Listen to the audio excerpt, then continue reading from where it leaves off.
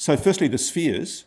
So in a need to know, it was a need to know episode. There was a guy called Jim Marlin, who's Willie Nelson's former band manager, and quite apart from the fact that he smoked an enormous amount of dope and was the coolest guy I've met in a very long time.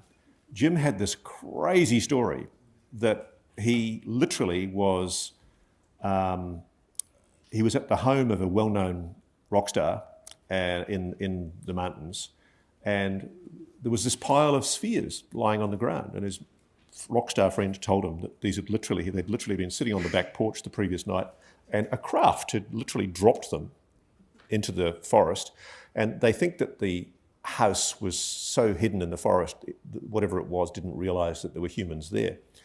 Anyway, one of his mates said, "You can take one of these spheres." And Jim claims, and I have to admit we did see anomalous stuff with this sphere. Jim claims that this sphere does things, that it moves around on its own account. And more importantly, there's a history of such spheres going back to the 1970s, a family called the Betts family in Florida. And the so-called Betts sphere used to wobble around the house and literally sort of go around chairs and then come back again. And it was like their pet, but it was a sphere. And I heard about this guy called Jim Marlin from a guy called Patrick Jackson in the UK who studies these spheres. Patrick has made a study and written a book about these spheres that he believes are some kind of non-human intelligence that is purportedly protecting the planet from unfriendly NHIs. And it's a fascinating book. I commend it to you. Patrick Jackson, I've forgotten the name of the book, but Quantum Paranormal. And anyway, Patrick said, "You've got to go and meet this guy, Jim Marlin."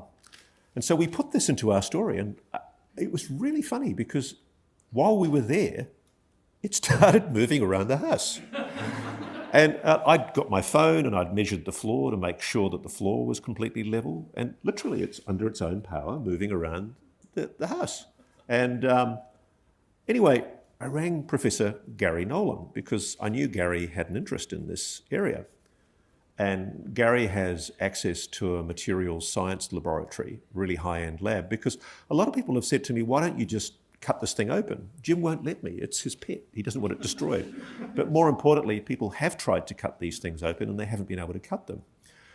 There's no visible seams, no way of opening these things. They're literally just a big, heavy 40-something pound sphere.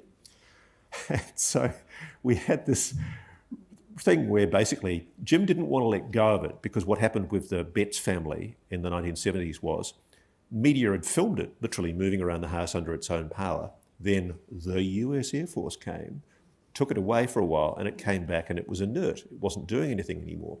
And the family think that what they were given back was something different from what they gave the Air Force.